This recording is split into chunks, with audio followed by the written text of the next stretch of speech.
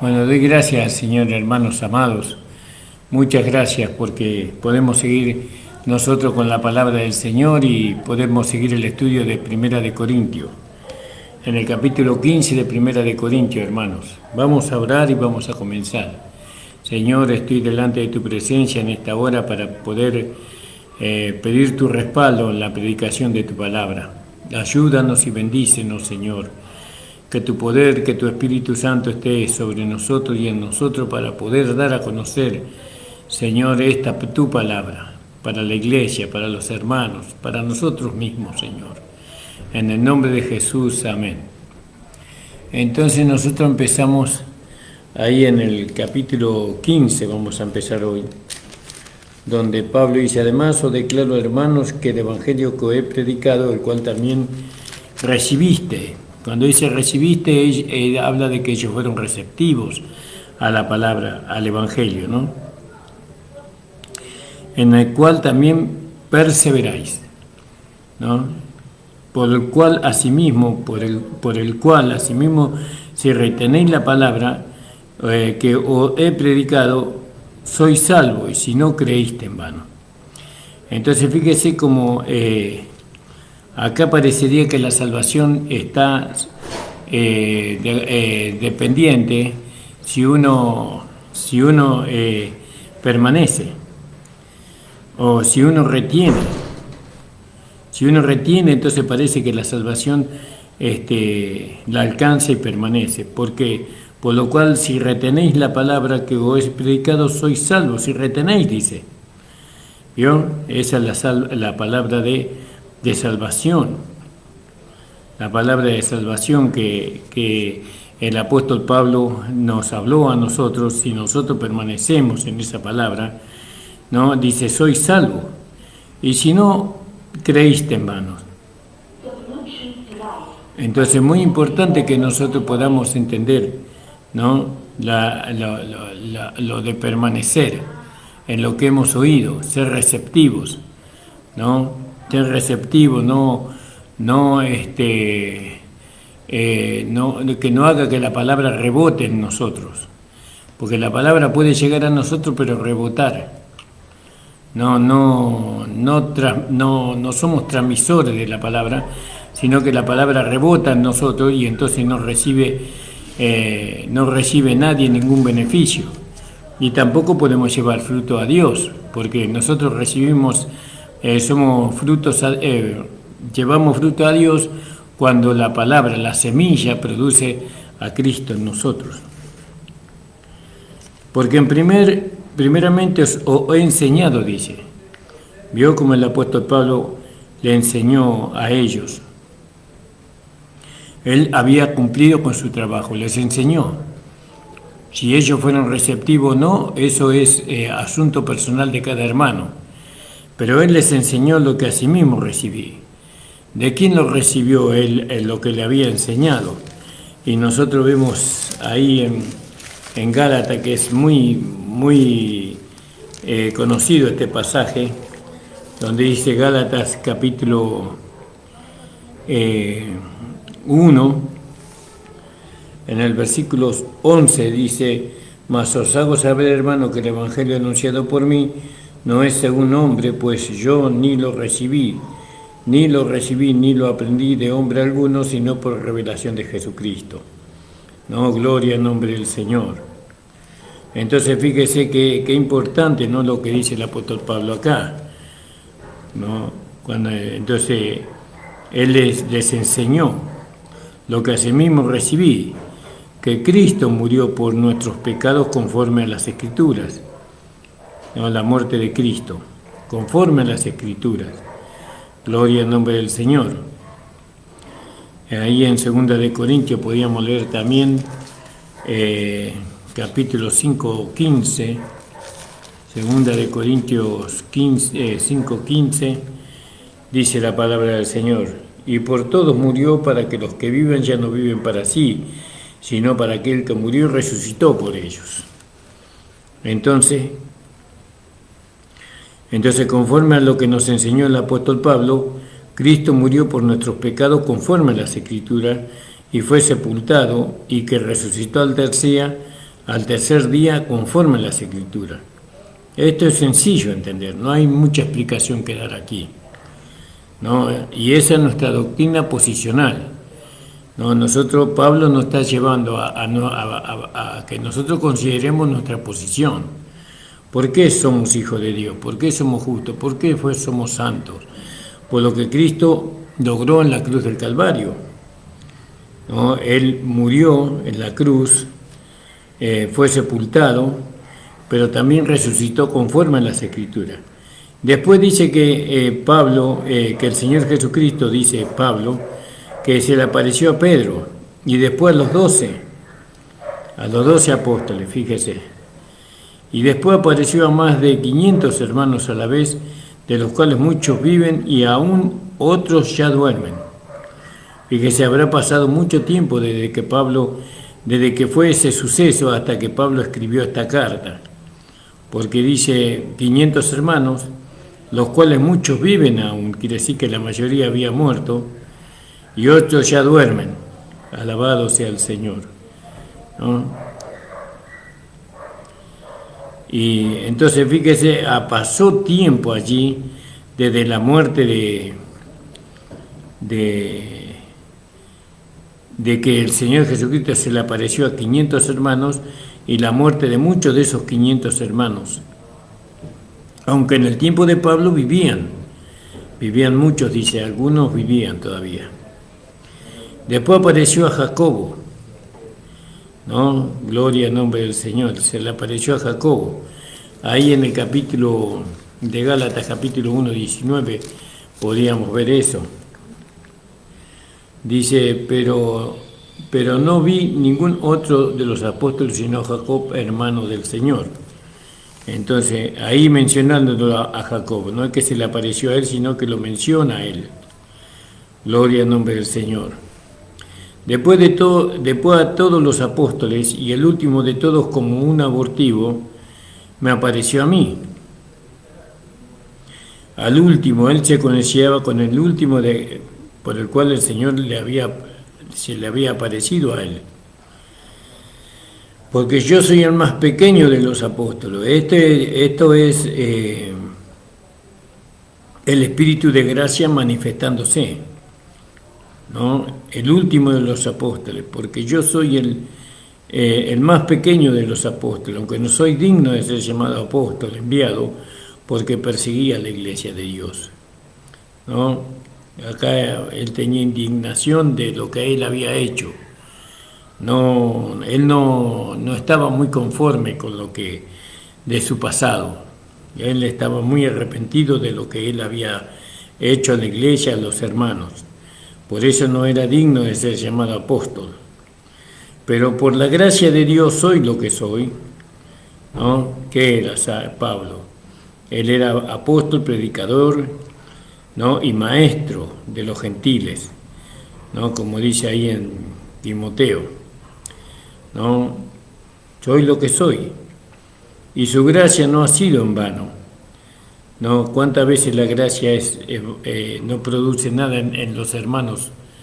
No porque la gracia no sea poderosa, sino porque la gracia trabaja a partir de que uno se disponga, a través de que uno sea uno con la gracia.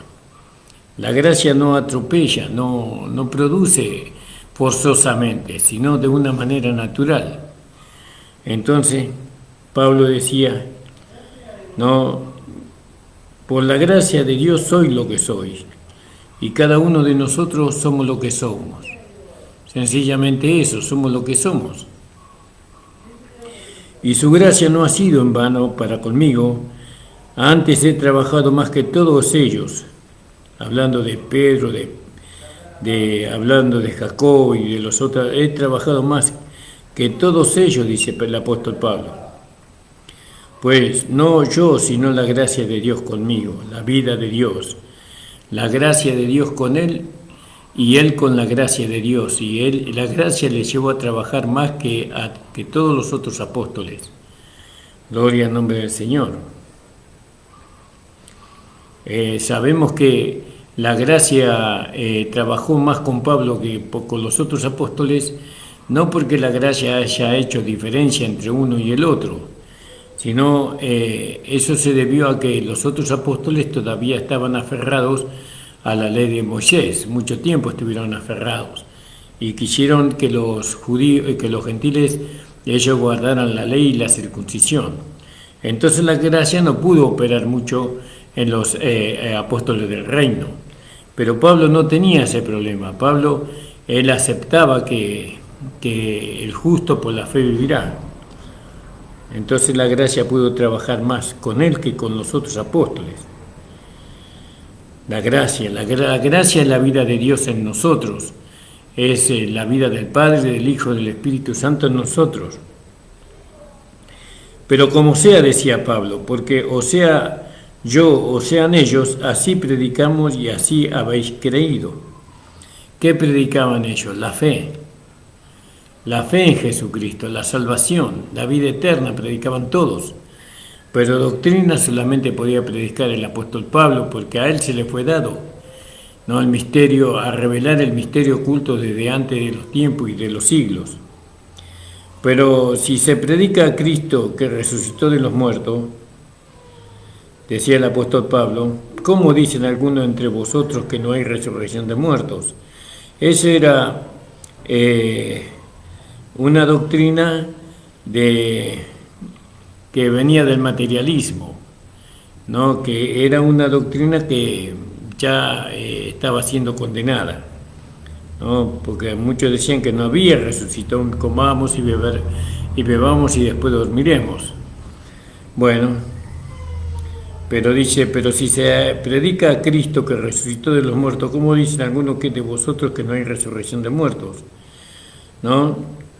Es decir, que nosotros no podemos predicar santidad si vivimos de una manera mundana. Nosotros no podemos hablar o predicar sobre la justicia de Dios si nosotros llevamos una vida injusta, porque nuestra palabra tiene que estar acompañada con los hechos. Pero si no hay resurrección de muertos, tampoco Cristo resucitó, ¿no? Y si Cristo no resucitó, es entonces nuestra predicación vana, es también vuestra fe, y vana vuestra fe, perdón. Lo voy a leer de nuevo, hermano. Y si Cristo no resucitó, vana es entonces nuestra predicación, y vana es también vuestra fe. Es decir, ¿no?, ¿qué sentido tiene creer? Vivamos, comamos, ¿no? Y somos hallados falsos testigos de Dios, porque hemos testificado de Dios que Él resucitó a Cristo, el cual no resucitó si en verdad los muertos no resucitan. Porque si los muertos no resucitan, tampoco Cristo resucitó. Y si Cristo no resucitó, vuestra fe es vana, aún estáis en vuestros pecados. Pero nosotros creemos que Cristo resucitó. Este es el mensaje que mayormente tienen que tener los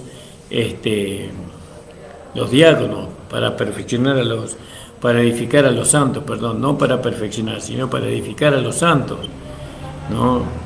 Hablar sobre la resurrección, hablar que Cristo resucitó, ¿no?, y que nosotros hemos resucitado juntamente con Él para una novedad de vida, para una vida nueva. Entonces también los que durmieron en Cristo murieron entonces si Cristo no resucitó. Todas las generaciones y millones de almas que creyeron en Jesús, ¿no? Y si Cristo no resucitó, todas esas almas están perdidas. Pero Cristo resucitó. Alabado sea el Señor. Si en esta vida solamente esperamos en Cristo, es decir, si Cristo nos resucitó y esperamos en Cristo, entonces somos los más dignos de conmiseración de todos los hombres. Somos dignos de lástima, porque estamos creyendo en algo que no va a ser una realidad. ¿Entiende? Vamos a ese lugar. Más ahora Cristo resucitó de los muertos, primicia de los que durmieron es hecho, dice. Mas Cristo ha resucitado de los muertos, y fue el primero de los que durmieron. El que resucitó el primero fue Cristo, porque Él que resucitó y permanece hasta hoy. Cristo resucitó, eso declara el Evangelio de la Gracia. Cristo resucitó. Y no solamente que Cristo resucitó, sino nosotros también hemos resucitado con Cristo, ¿no? Cristo fue la primicia de los que durmieron, es hecho, dice. Dice, porque por cuanto la muerte entró por un hombre, también por un hombre en la resurrección de los muertos. Fíjese cómo aclara Pablo. ¿Cómo entró la muerte al mundo? Por un hombre. ¿Quién era ese hombre? Adán. Pero ahora entró también la vida al mundo, la resurrección de vida. ¿Y por quién? Por otro hombre. ¿Quién es ese otro hombre? Jesucristo. ¿No? Porque así como en Adán todos mueren, también en Cristo todos serán vivificados. Volverán a la vida en Cristo, todos los que creyeron. En Cristo serán vivificados. Dice, volverán a la resurrección. Volverán a la vida por medio de la resurrección. Así como Cristo resucitó, nosotros también resucitaremos. Esa es la fe del Evangelio. Es lo que el Evangelio nos promete a nosotros. Alabado sea el Señor. Y qué triste es que nosotros no creamos que Cristo resucitó. Yo creo que Cristo resucitó. Y Él es la esperanza para mí de la resurrección. Así como en Adán todos mueren, también en Cristo serán todos vivificados. Pero a cada uno, no dice el apóstol Pablo, a cada uno, a cada hombre, en su debido orden. Acá la palabra orden es tazo. No, la palabra orden es tazo. Y tazo significa fila. Cada uno en su fila, según nosotros hemos sacado del griego. Entonces, cada uno en su debido orden. Entonces, primera fila es Cristo, las primicias, luego lo que son de Cristo en su venida, ¿no? Son tres filas ahí de la iglesia, son tres filas de la iglesia, ¿no? Cristo ya resucitó, las primicias, ¿no? La esposa, y luego los que son de Cristo en su venida, los que van a ser levantados. Ahora fíjese, hermanos, este tema nosotros ya lo hemos hablado muchas veces, pero muchas veces hemos hablado de este tema, sobre las filas, sobre cómo el creyente que alcance la fila de la esposa, el supremo llamamiento de la esposa, ese va a ser el que va a alcanzar también el mismo cuerpo resucitado, glorificado de Cristo. Gloria al nombre del Señor. Vamos a ver si encontramos acá.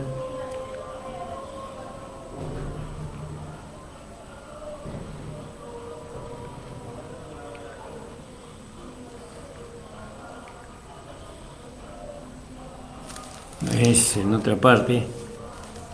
Creo que es Filipenses, hermanos. Yo estaba leyendo en Efesios y es Filipenses.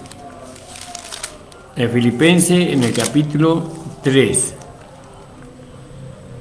Entonces dice el apóstol Pablo, prosigo a la meta, 3:14, al premio del supremo llamamiento del supremo llamamiento de Dios en Cristo Jesús. No, prosigo a la meta, al premio, al supremo llamamiento de Dios en Cristo Jesús. Quiere decir que hay un supremo llamamiento, ¿no? Los que nosotros proseguimos la meta, vamos al supremo llamamiento de Dios en Cristo Jesús para recibir el premio. Así que todos los que somos perfectos, esto mismo sintamos, ¿no? Y si otra cosa sentí, también lo revelará Dios.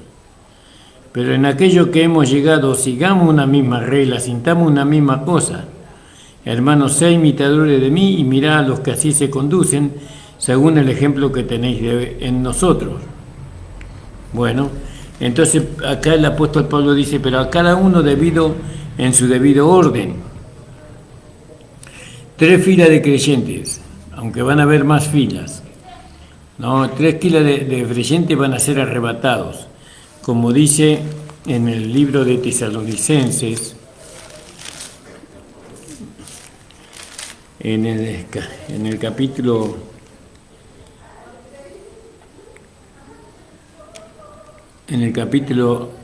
Colosense, perdón, hermano, Tesalonicense, dice: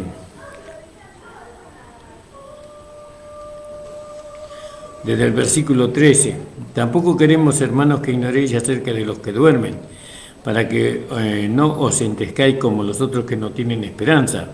Porque si creemos que Jesús murió y resucitó, así también traería a Dios con Jesús a los que duermen en él. Y a los que duermen en él traerá, dice. Por lo cual os decimos esto en palabra del Señor, que nosotros que vivimos, que habremos quedado hasta la venida del Señor, no precederemos a los que durmieron. Porque el Señor mismo, con voz de mando y con voz de arcángel y con trompeta de Dios, descenderá de los cielos, y los muertos en Cristo resucitarán primero. Luego nosotros, los que vivimos, los que hayamos quedado, seremos arrebatados juntamente con ellos en la nube para recibir. Acá habla del arrebato. Seremos arrebatados. Entonces, ahí en Filipenses nos dice que nosotros corremos la carrera por el premio, no por el premio del supremo llamamiento de Dios en Cristo Jesús. Entonces decíamos que están las filas, pero cada uno en su debido orden, en su debida fila, ¿no? Dice Cristo, las primicias, y luego los que son de Cristo en su venida. Y después dice que estos que vamos a ser arrebatados, no todos vamos a ser, como leíamos en Tesalonicense, dice que seremos arrebatados, dice. Cada uno dice en su debido orden va a ser, o en su debida fila va a ser arrebatado. Va a ser arrebatado Cristo, las primicias, y luego los que son de Cristo en su venida. Eso es así. Luego el fin, dice, cuando entregue el reino al Dios y Padre, cuando haya suprimido a todo dominio, toda autoridad y toda potencia. Eso cuando pasen los 1000 años del reinado de Cristo. Porque preciso es que Él reina hasta que haya puesto a todos sus enemigos debajo de sus pies, ¿no? Eso lo va a hacer dentro de los 1000 años. Y el postrer enemigo será destruido en la muerte, ¿no? Gloria al nombre del Señor. Como dice en el versículo 54 del mismo capítulo 15. Y cuando esto corruptible se haya vestido de incorrupción y esto mortal se haya vestido de inmortalidad, entonces se cumplirá la palabra que está escrita: sorbida es la muerte en victoria, vencida la muerte en victoria. ¿Vio? Entonces la muerte será vencida. Hay muchos pasajes que se podría ver sobre esto. La muerte vencida. No, esto es algo que está relacionado no con nuestra vida práctica, sino con el futuro que nos espera. Pero también depende de nuestra vida práctica, presente. Porque hoy nosotros determinamos en qué fila nos vamos a levantar. En la primera, en la segunda, en la tercera fila. Bueno, la primera fila es la de la esposa, la segunda fila de la multitud innumerable, ¿no? Esa que está delante del trono de Cristo. Gloria al nombre del Señor. Ahora,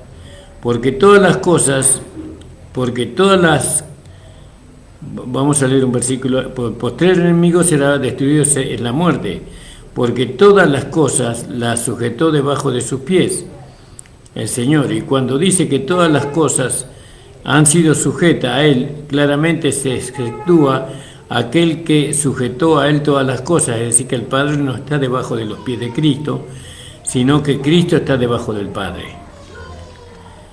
Pero luego que todas las cosas le estén sujetas, entonces también el Hijo mismo se sujetará al que le sujetó a Él todas las cosas, es decir, al Padre, para que Dios sea todos y en todos. Dios tendrá el control completo de todo el universo, de la tierra, del cielo, del hombre, de todo. Cuando el Hijo le entregará todos sus enemigos debajo de sus pies. De otro modo, ¿qué harán los que se bautizan por los muertos? ¿No?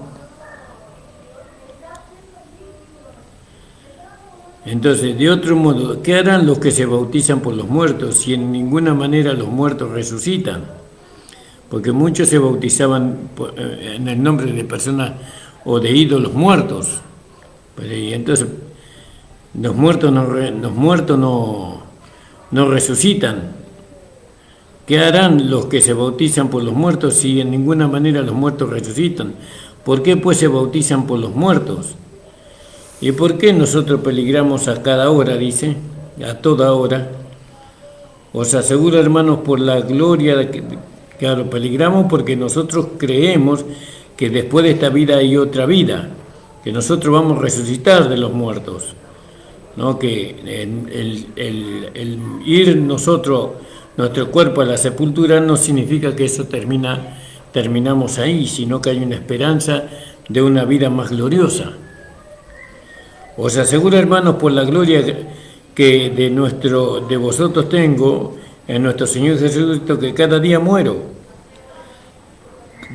Eso es a través de los sufrimientos que él tenía por la iglesia. Si como hombre batallé en Éfeso contra fieras, contra malos hermanos, ¿no? Que buscaban placer carnal, ¿no? Si como hombre batallé en Éfeso contra fieras, ¿qué me aprovecha? Dice, si los muertos no resucitan, comamos y bebamos porque mañana moriremos. Entonces, ¿para qué vamos a estar peleando? ¿Para qué vamos a estar renegando? ¿Para qué vamos a estar recibiendo toda clase de comentarios en contra de nosotros falsamente y tanto sufrimiento si los muertos no resucitan? Si morimos y ya está. Entonces dejamos que cada uno haga lo que quiera y que viva la vida que quiera, total hay una sola vida. Pero no, nosotros justamente sufrimos, padecemos, ¿no? Y aún entre fieras, ¿no? Porque creemos que hay una resurrección. No erréis, las malas conversaciones corrompen las buenas costumbres. ¿Vio? A veces se habla tantas cosas y se habla mal. Se habla mal y eso trae tanto daño, hermano, cuando una persona habla mal, habla cosas que no entiende, y porque lo saca de la fe al hermano, ¿vio? A la hermana.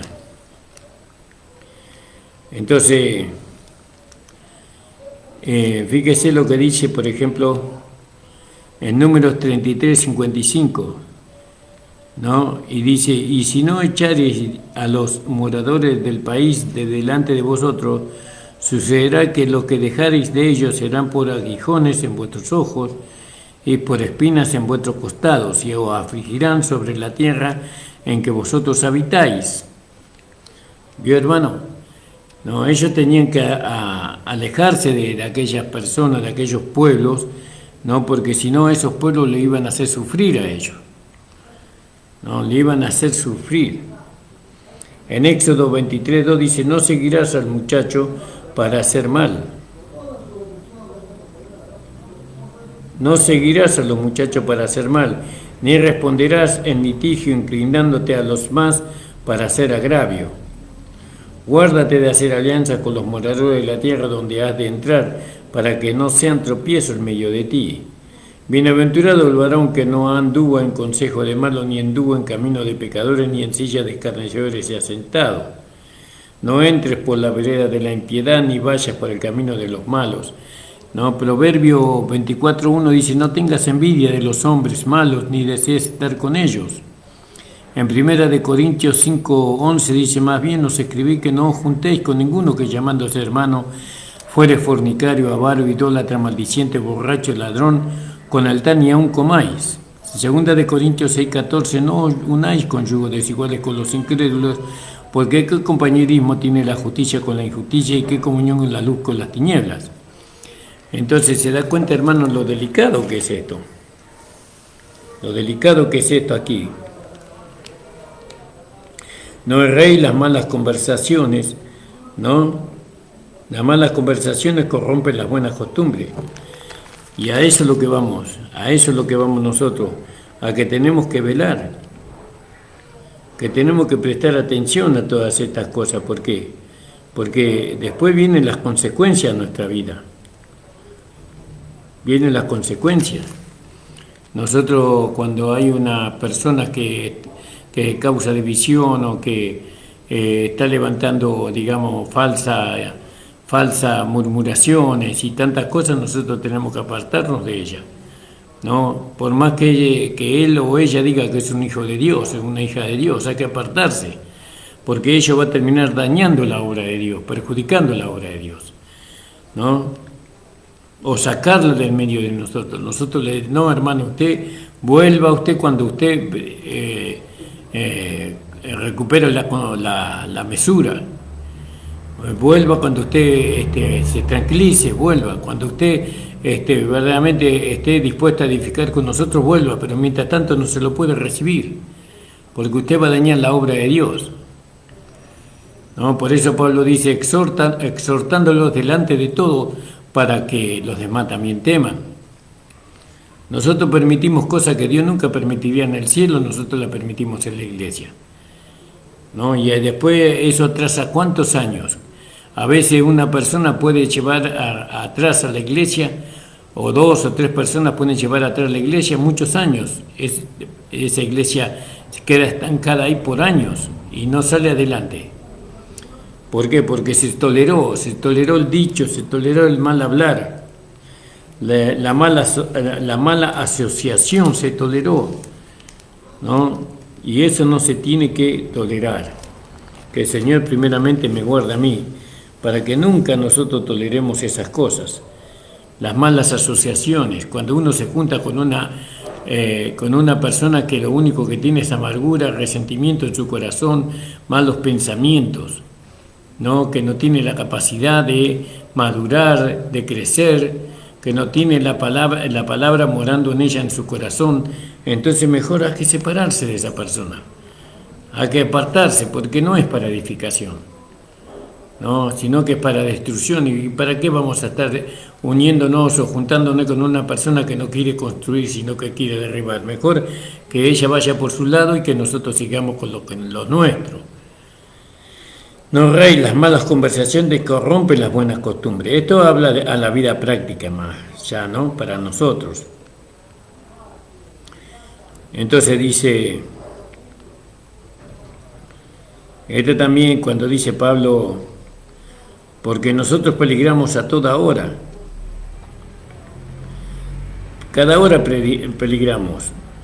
Os aseguro, hermanos, por la gloria de vosotros tengo en nuestro Señor Jesucristo que cada día muero. Si como hombre batallé en Éfeso contra fieras, ¿qué me aprovecha si los muertos no resucitan? Comamos y bebamos, porque mañana moriremos. No erréis, las malas conversaciones corrompen las buenas costumbres. Velad debidamente, ¿no? Es decir, velar, no permitir que el pecado se introduzca dentro de la iglesia, el chusmerío, los malos pensamientos, velar, no permitir que en nuestra congregación se introduzca un comentario que vaya a destruir lo que se está edificando, no permitir que un hermano ocupe un lugar que no le corresponde, una hermana que ocupe un lugar que no le corresponde, no permitir, velad debidamente y no pequéis, porque algunos no conocen a Dios, para vergüenza vuestra lo digo. Entonces nosotros tenemos que permanecer despiertos, como dice ahí en Efesios 5:14. No, tenemos que permanecer despiertos, siempre atentos. Pero dirá alguno, ¿cómo resucitarán los muertos? No, si los muertos resucitan, decía Pablo, ¿cómo resucitarán los muertos? Entonces Pablo aclara, ¿cómo resucitarán los muertos? ¿Con qué cuerpo vendrán? ¿Vio? Y esto es un tema muy importante, muy interesante. Alabado sea el Señor. Entonces eso lo vamos a tocar mañana, hermanos amados. Mañana vamos a hablar sobre este tema más tranquilo, más descansado. El Señor les bendiga, hermanos amados, que puedan descansar bien en esta noche. El Señor los fortalezca a cada uno de ustedes Y oren por nosotros, que nosotros continuaremos orando por ustedes. El Señor les bendiga. Padre amado, te pido en el nombre de Jesús que tú bendiga a los hermanos y hermanas de la congregación. Que ellos puedan, Señor, recibir esta palabra en sus corazones para poder edificar una iglesia que pueda contenerte a ti, Señor. Oh Padre, en el nombre de Jesús te lo pedimos. Amén. El Señor les bendiga, hermano. Mañana estamos de 7 a 8 de la tarde.